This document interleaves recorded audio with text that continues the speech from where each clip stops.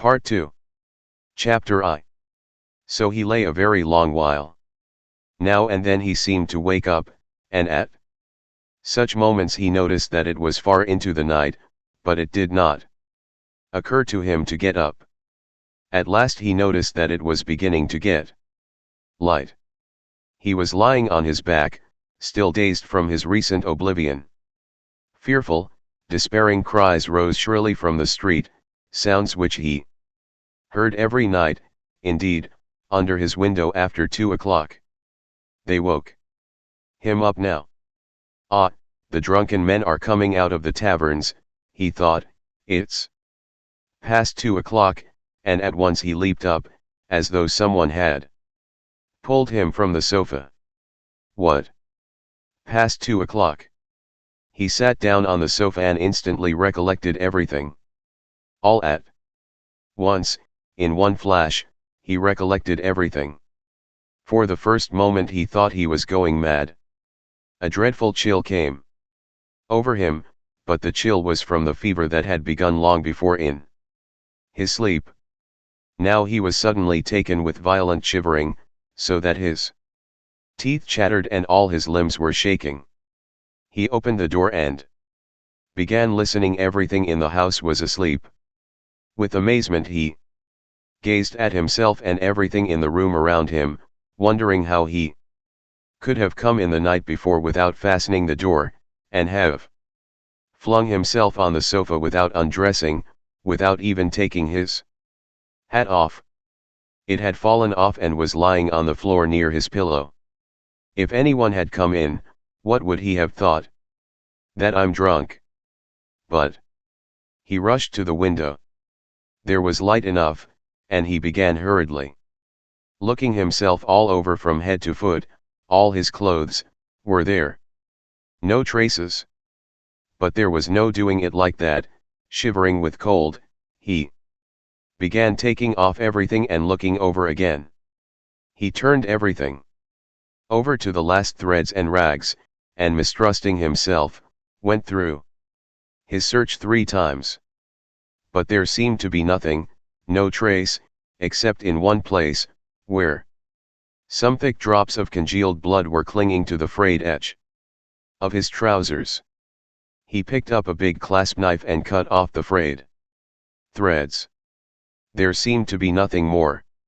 Suddenly he remembered that the purse and the things he had taken out of the old woman's box were still in his pockets. He had not thought till then of taking them out and hiding them. He had not even thought of them while he was examining his clothes. What next? Instantly he rushed to take them out and fling them on the table. When he had pulled out everything, and turned the pocket inside out to be sure there was nothing left, he carried the whole heap to the corner.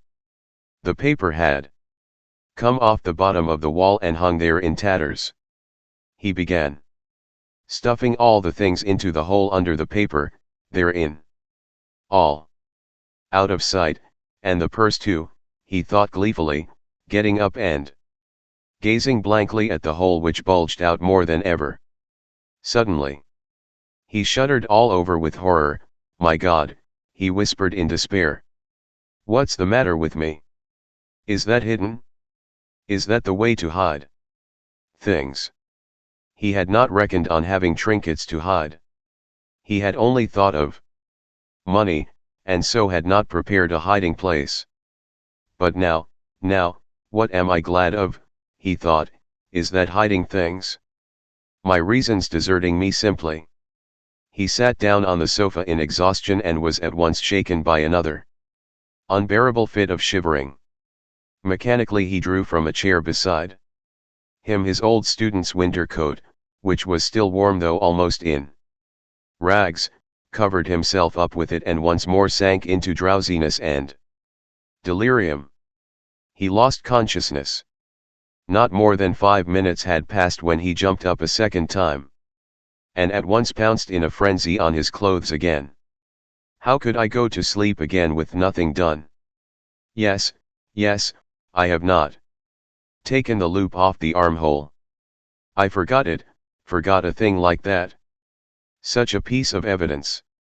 He pulled off the noose, hurriedly cut it to pieces and threw the bits among his linen under the pillow. Pieces of torn linen couldn't rouse suspicion.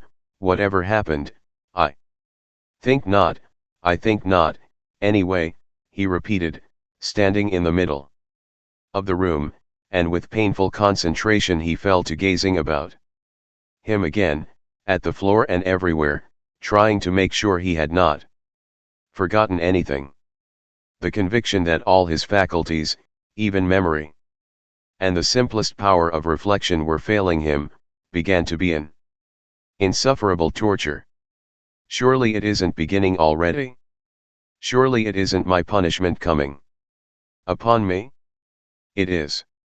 The frayed rags he had cut off his trousers were actually lying on the floor in the middle of the room, where anyone coming in would see them. What is the matter with me? He cried again, like one distraught. Then a strange idea entered his head, that, perhaps, all his clothes were covered with blood, that, perhaps, there were a great many stains, but that he did not see them, did not notice them because his perceptions were failing, were going to pieces, his reason was clouded. Suddenly he remembered that there had been blood on the purse too. Ah! Then there must be blood on the pocket too, for I put the wet purse in my pocket. In a flash he had turned the pocket inside out and, yes, there were traces, stains on the lining of the pocket. So my reason has not quite deserted me, so I still have some sense and memory, since I guessed it of myself, he thought triumphantly, with a deep sigh of relief. It's simply the weakness of fever, a moment's delirium, and he tore the whole lining out of the left pocket of his trousers. At that instant the sunlight fell on his left boot, on the sock which poked out from the boot. He fancied there were traces.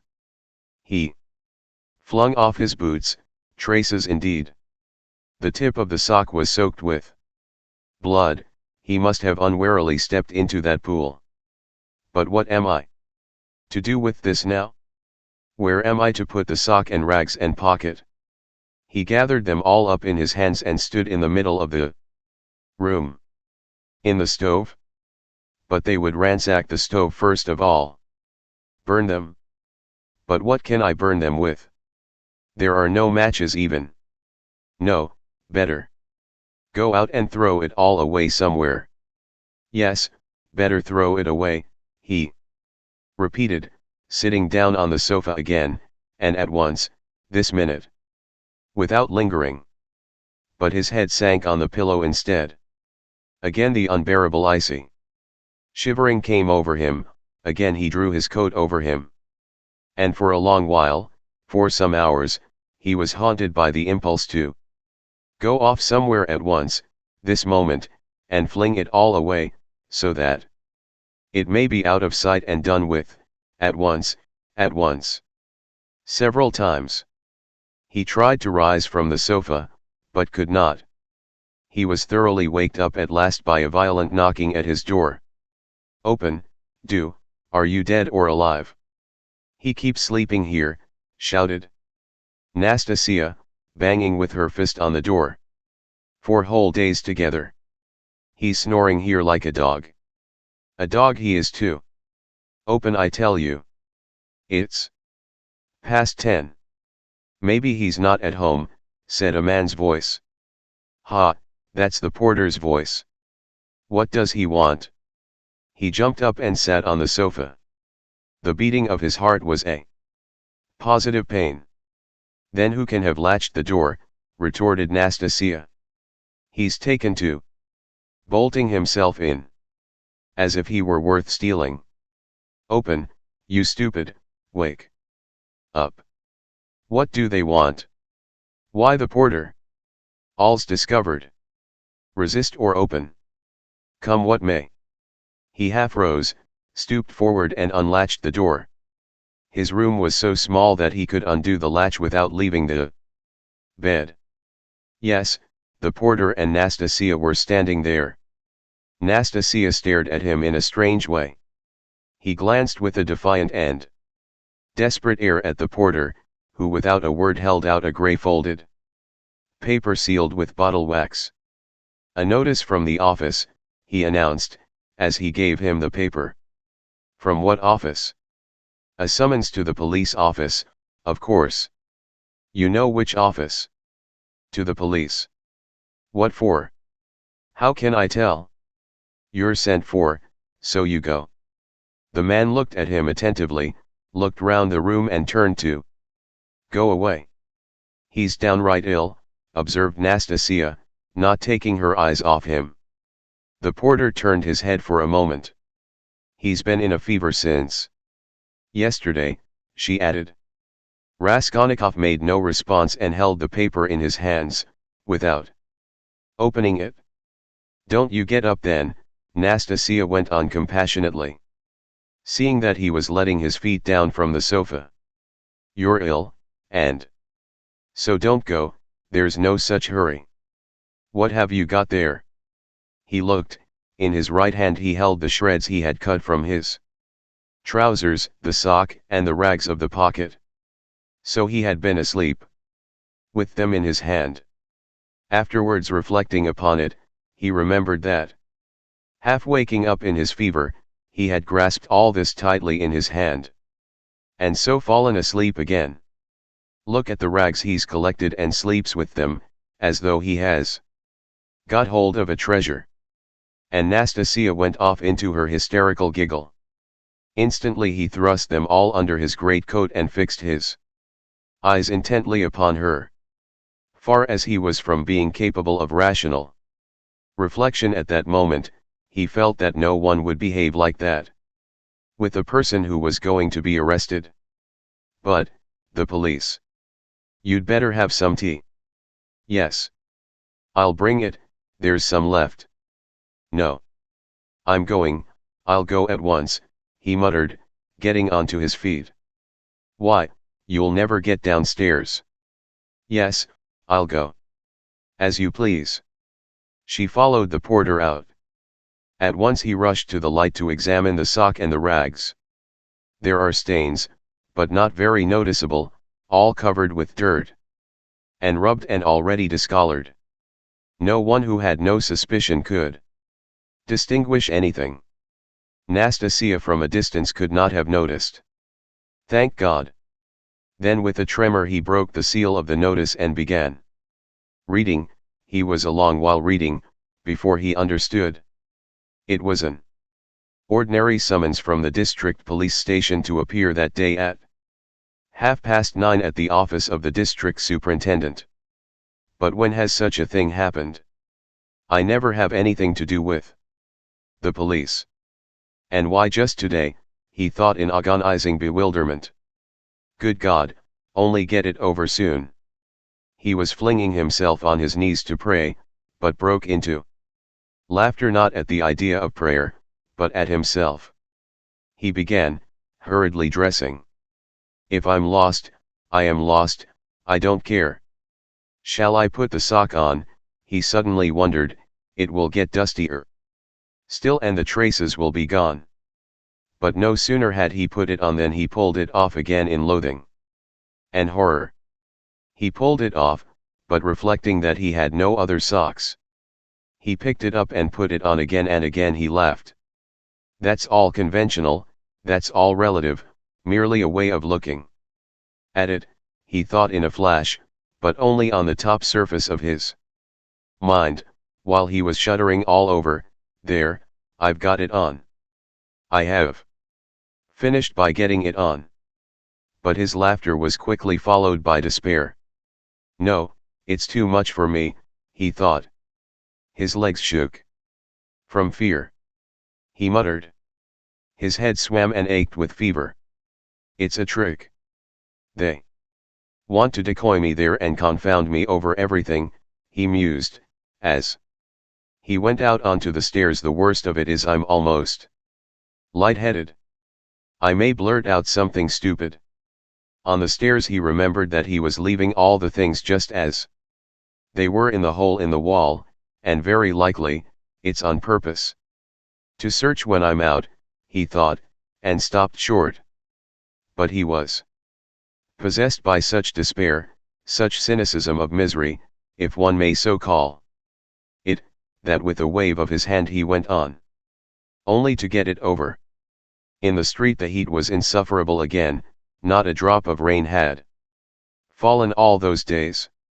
Again dust, bricks, and mortar, again the stench. From the shops and pot-houses, again the drunken men, the finish. Peddlers and half-broken down cabs. The sun shone straight in his eyes, so that it hurt him to look out of them, and he felt his head going round as a man in a fever is apt to feel when he comes out into the street on a bright sunny day. When he reached the turning into the street, in an agony of trepidation he looked down at the house, and at once averted his eyes. If they question me, perhaps I'll simply tell, he thought, as he drew near the police station. The police station was about a quarter of a mile off. It had lately been moved to new rooms on the 4th floor of a new house. He had been once for a moment in the old office but long ago. Turning in at the gateway, he saw on the right a flight of stairs which a peasant was mounting with a book in his hand. A house porter, no doubt, so then, the office is here, and he began ascending the stairs on the chance. He did not want to ask questions of anyone. I'll go in, fall on my knees, and confess everything, he thought, as he reached the 4th floor. The staircase was steep, narrow, and all sloppy with dirty water. The kitchens of the flats opened onto the stairs and stood open almost the whole day. So there was a fearful smell and heat. The staircase was crowded with porters going up and down with their books under their arms, policemen, and persons of all sorts and both sexes. The door of the office, too, stood wide open. Peasants stood waiting within. There, too, the heat was stifling and there was a sickening smell of fresh paint and stale oil from the newly decorated rooms. After waiting a little, he decided to move forward into the next room. All the rooms were small and low-pitched. A fearful impatience drew him on and on. No one paid attention to him. In the second room some clerks sat writing, dressed hardly better than he was, and rather a queer-looking set. He went up to one of them. "What is it?" He showed the notice he had received. "You are a student?" the man asked, glancing at the notice. "Yes, formerly a student." The clerk looked at him, but without the slightest interest. He was a particularly unkempt person with the look of a fixed idea in his eye. There would be no getting anything out of him, because he has no interest in anything, thought Raskolnikov. "Go in there to the head clerk," said the clerk, pointing towards the furthest room. He went into that room, the 4th in order. It was a small room and packed full of people, rather better dressed than in the outer rooms. Among them were 2 ladies. One, poorly dressed in mourning, sat at the table opposite the chief clerk, writing something at his dictation. The other, a very stout, buxom woman with a purplish-red, blotchy face, excessively smartly dressed with a brooch on her bosom as big as a saucer, was standing on one side, apparently waiting for something. Raskolnikov thrust his notice upon the head clerk. The latter glanced at it, said, "Wait a minute," and went on attending to the lady in mourning. He breathed more freely. It can't be that. By degrees he began to regain confidence. He kept urging himself to have courage and be calm. Some foolishness, some trifling carelessness, and I may betray myself. It's a pity there's no air here," he added, "it's stifling. It makes one's head dizzier than ever, and one's mind too." He was conscious of a terrible inner turmoil. He was afraid of losing his self-control. He tried to catch at something and fix his mind on it. Something quite irrelevant, but he could not succeed in this at all. Yet, the head clerk greatly interested him. He kept hoping to see through him and guess something from his face. He was a very young man, about 22, with a dark mobile face that looked older than his years. He was fashionably dressed and foppish, with his hair parted in the middle, well combed and pomaded, and wore a number of rings on his well-scrubbed fingers and a gold chain on his waistcoat. He said a couple of words in French to a foreigner who was in the room, and said them fairly correctly. "Louise Ivanovna, you can sit down," he said casually to the gaily dressed, purple-faced lady, who was still standing as though not venturing to sit down, though there was a chair beside her. "Ich danke," said the latter, and softly, with a rustle of silk, she sank into the chair. Her light blue dress trimmed with white lace floated about the table like an air balloon and filled almost half the room.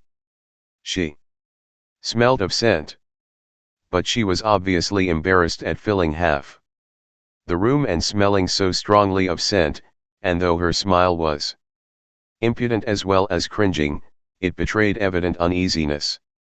The lady in mourning had done at last, and got up. All at once, with some noise, an officer walked in very jauntily, with a peculiar swing of his shoulders at each step. He tossed his cockade cap on the table and sat down in an easy chair.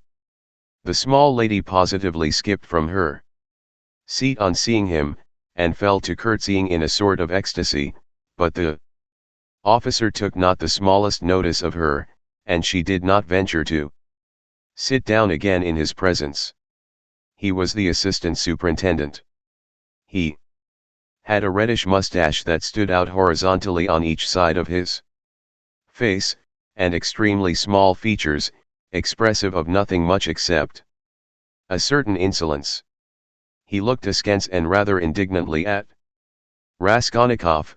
He was so very badly dressed, and in spite of his humiliating position, his bearing was by no means in keeping with his clothes. Raskolnikov had unwarily fixed a very long and direct look on him, so that he felt positively affronted. "What do you want?"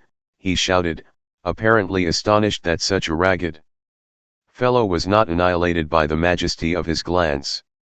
"I was summoned, by a notice," Raskolnikov faltered, "for the recovery of money due, from the student the head clerk interfered hurriedly, tearing himself from his papers. "Here," and he flung Raskolnikov a document and pointed out the place. "Read that. Money? What money?"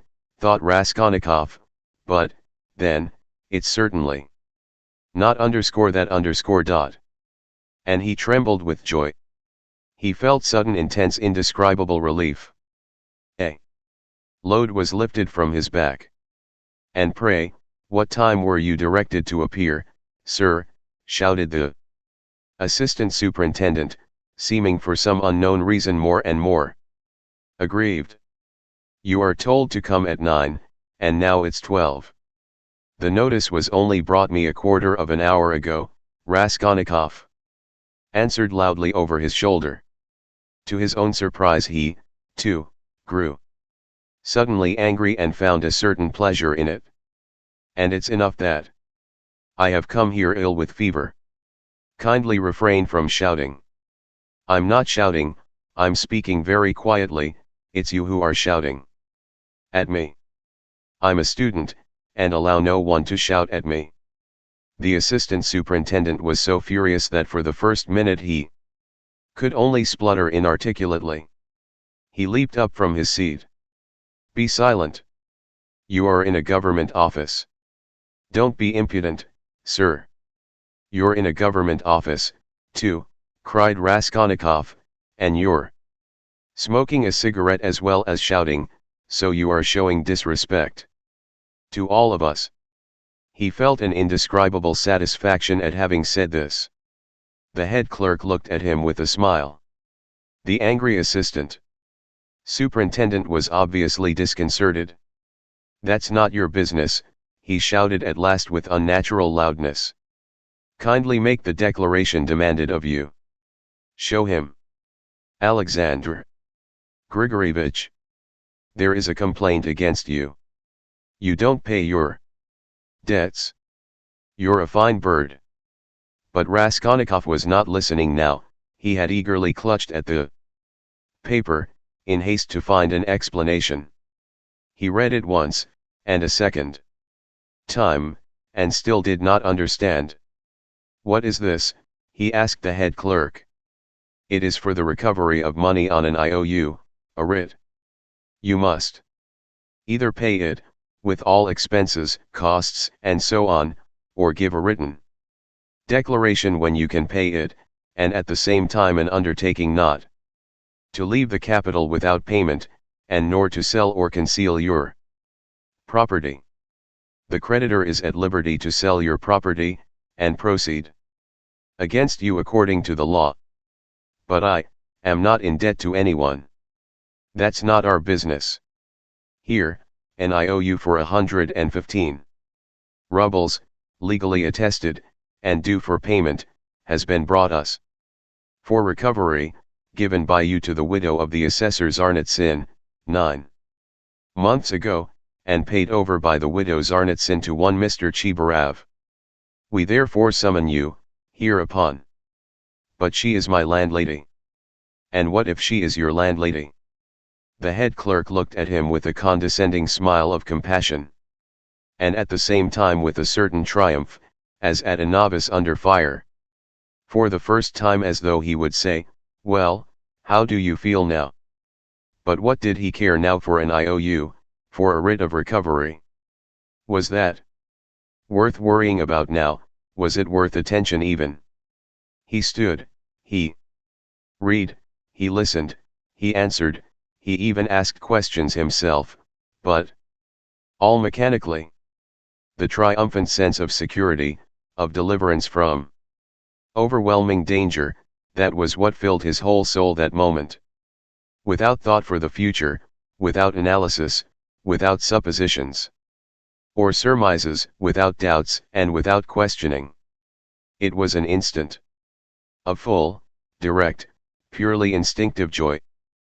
But at that very moment, something like a thunderstorm took place in the office. The assistant superintendent, still shaken by Raskolnikov's disrespect, still fuming, and obviously anxious to keep up his wounded dignity, pounced on the unfortunate smart lady, who had been gazing at him ever since he came in, with an exceedingly silly smile. "You shameful hussy," he shouted suddenly at the top of his voice. The lady in mourning had left the office. "What was going on at your house last night?" "A disgrace again, you're a scandal to the whole street. Fighting and drinking again. Do you want the house of correction?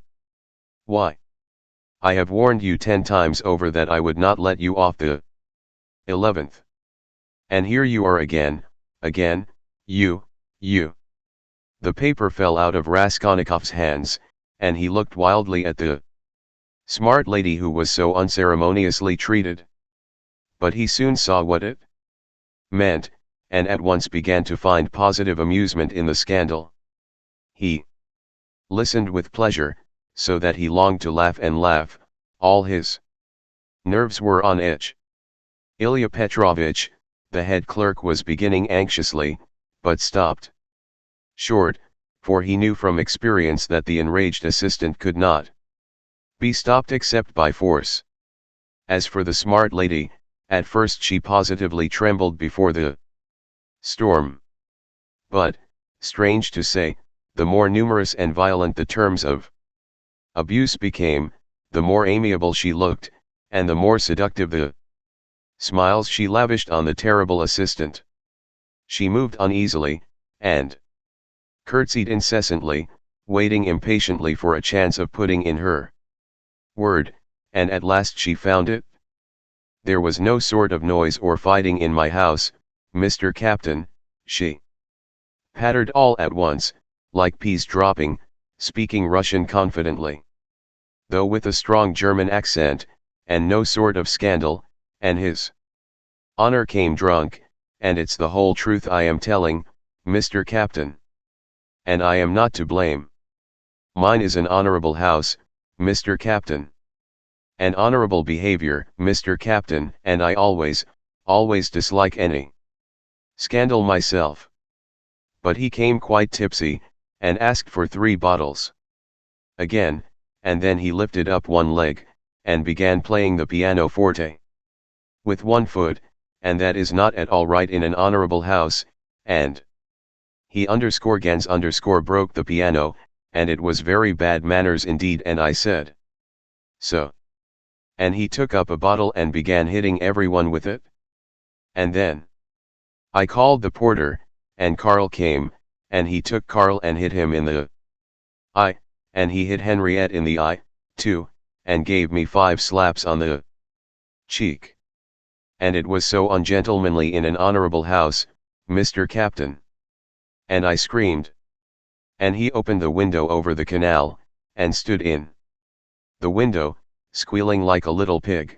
It was a disgrace.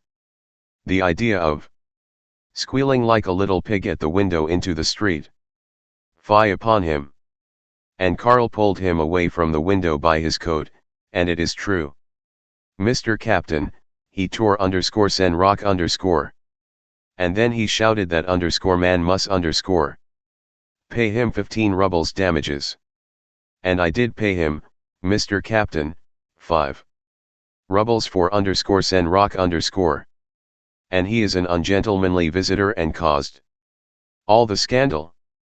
I will show you up, he said, for I can write to all the papers about you. Then he was an author. Yes, Mr. Captain, and what an ungentlemanly visitor in an honorable house. Now then. Enough. I have told you already.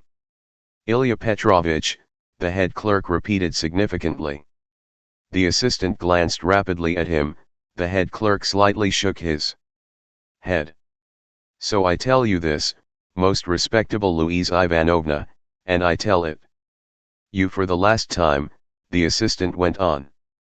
If there is a scandal in your honorable house once again, I will put you yourself in the lock-up, as it is called in polite society. Do you hear? So a literary man, an author, took 5 rubles for his coat-tail in an honorable house. A nice set, these authors. And he cast a contemptuous glance at Raskolnikov.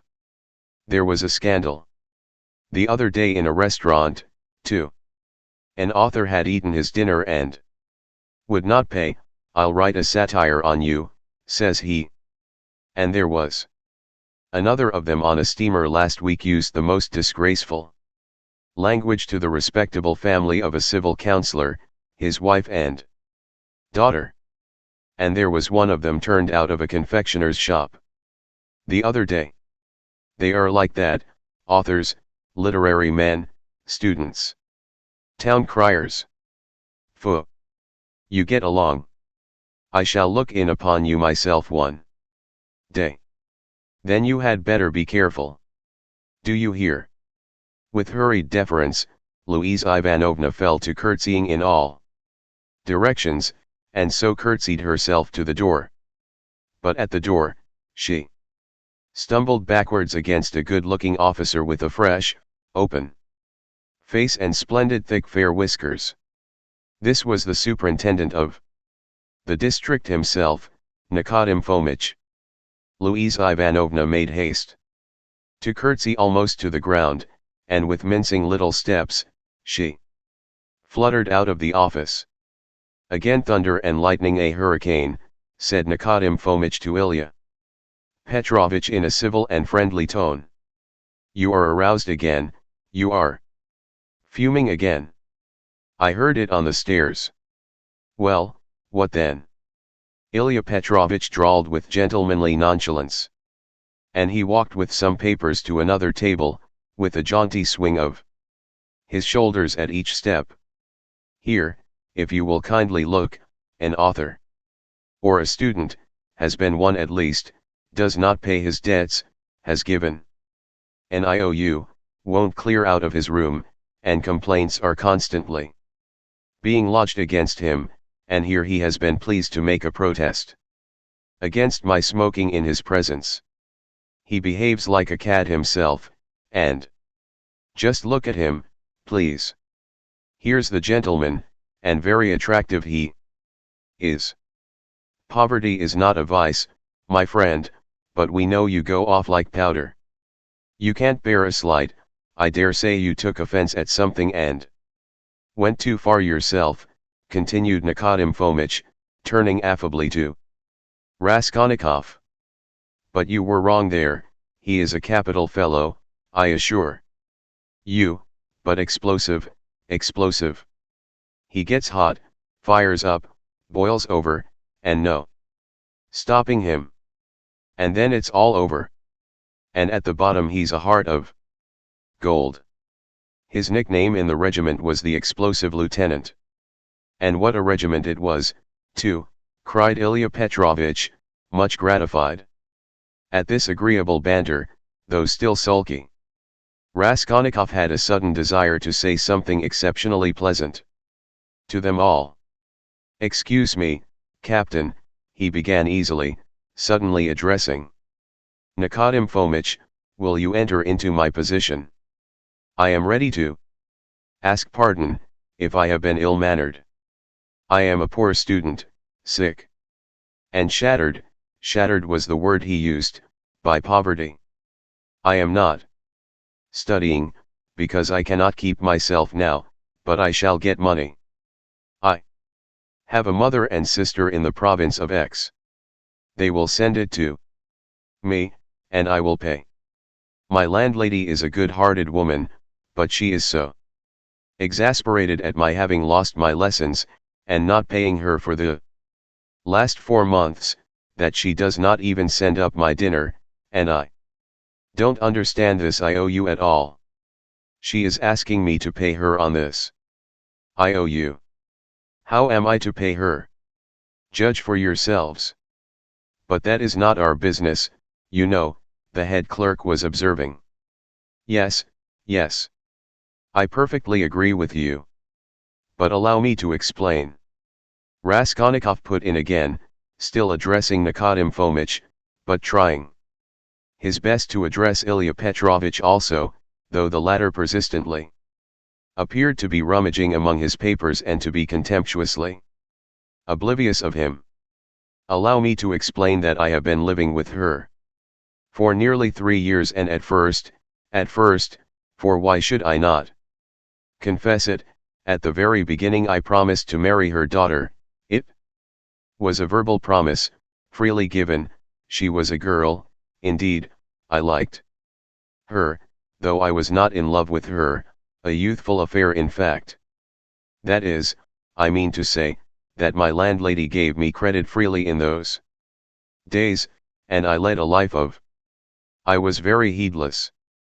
Nobody asks you for these personal details, sir, we've no time to waste," Ilya Petrovitch interposed roughly and with a note of triumph.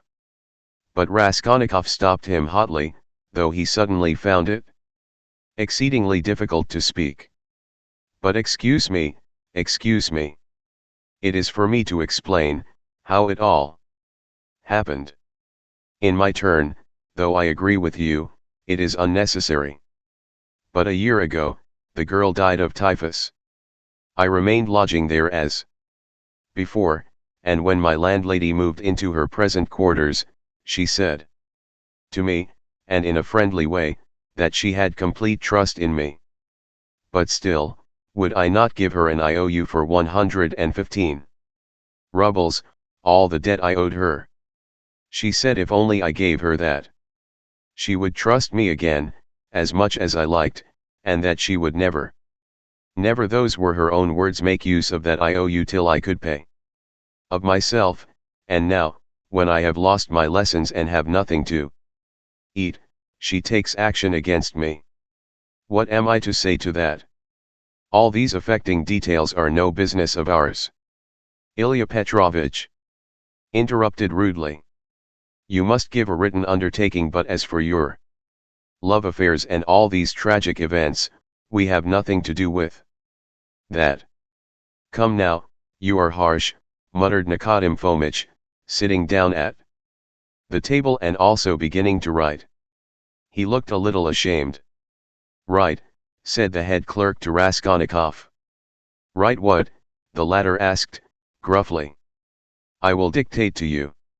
Raskolnikov fancied that the head clerk treated him more casually and contemptuously after his speech, but strange to say he suddenly felt completely indifferent to anyone's opinion, and this revulsion took place in a flash, in one instant.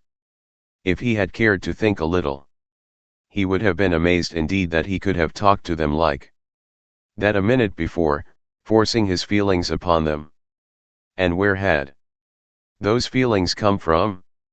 Now if the whole room had been filled, not with police officers, but with those nearest and dearest to him, he would not have found one human word for them, so empty was his heart.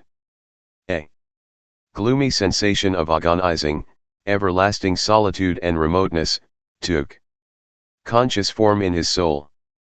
It was not the meanness of his sentimental effusions before Ilya Petrovich, nor the meanness of the latter's triumph over him that had caused this sudden revulsion in his heart. Oh, what had he to do now with his own baseness, with all these petty vanities, officers, German women, debts, police offices? If he had been sentenced to be burnt at that moment, he would not have stirred, would hardly have heard the sentence to the end. Something was happening to him entirely new, sudden, and unknown.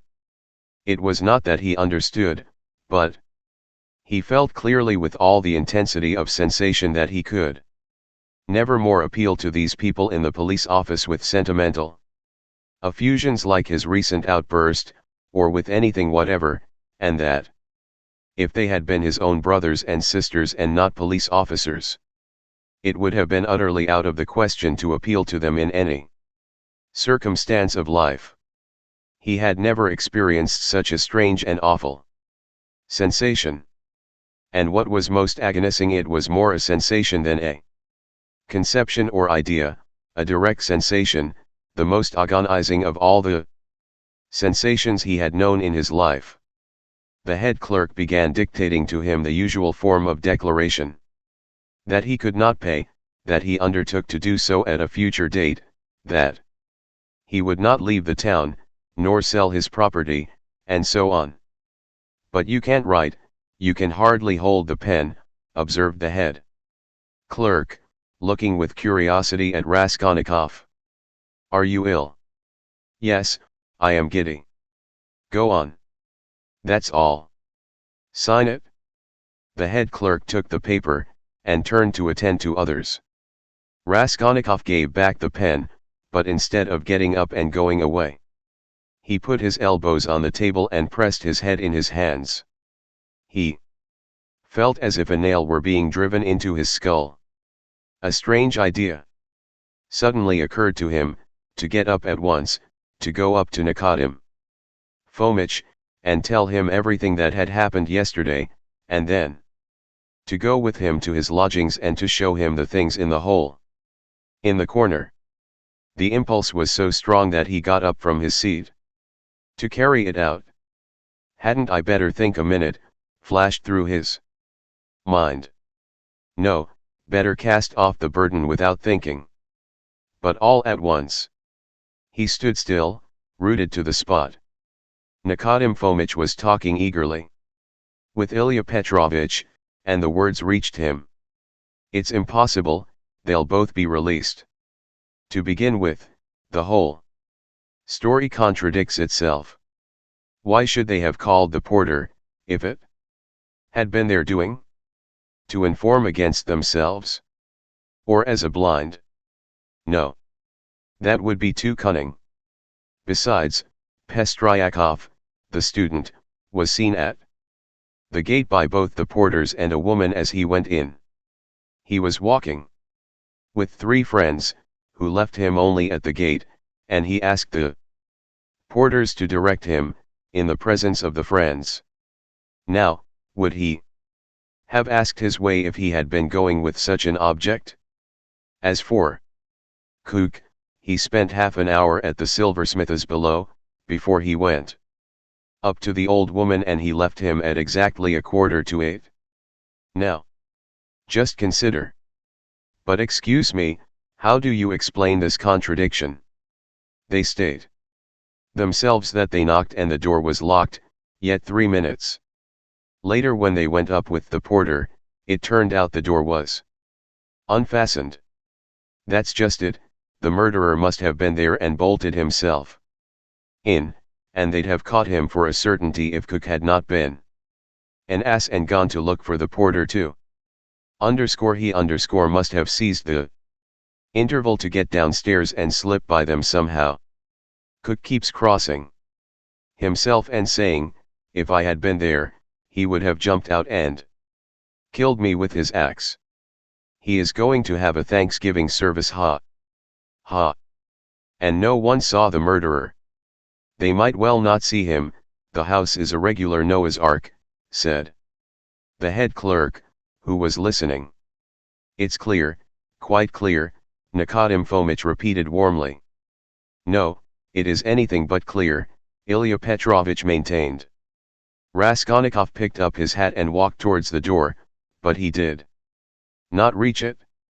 When he recovered consciousness, he found himself sitting in a chair, supported by someone on the right side, while someone else was standing on the left, holding a yellowish glass filled with yellow water, and Nikodym Fomitch standing before him, looking intently at him. He got up from the chair. What's this? Are you ill? Nikodym Fomitch asked, rather sharply. He could hardly hold his pen when he was signing, said the head clerk, settling back in his place, and taking up his work again. Have you been ill long? Cried Ilya Petrovich from his place, where he, too, was looking through papers. He had, of course, come to look at the sick man when he fainted, but retired at once when he recovered. Since yesterday, muttered Raskolnikov in reply. Did you go out yesterday? Yes. Though you were ill? Yes. At what time? About 7. And where did you go, may I ask? Along the street. Short and clear. Raskolnikov, white as a handkerchief, had answered sharply, jerkily, without dropping his black feverish eyes before Ilya Petrovich's stare. He can scarcely stand upright. And you, Nikodym Fomitch was beginning. No matter, Ilya Petrovich pronounced rather peculiarly. Nikodym Fomitch would have made some further protest, but glancing at the head clerk, who was looking very hard at him, he did not speak. There was a sudden silence. It was strange. Very well, then, concluded Ilya Petrovich, we will not detain you. Raskolnikov went out. He caught the sound of eager conversation on his departure, and above the rest rose the questioning voice of Nikodym Fomitch. In the street, his faintness passed off completely. A search, there will be a search at once, he repeated to himself, hurrying home. The brutes, they suspect. His former terror mastered him completely again.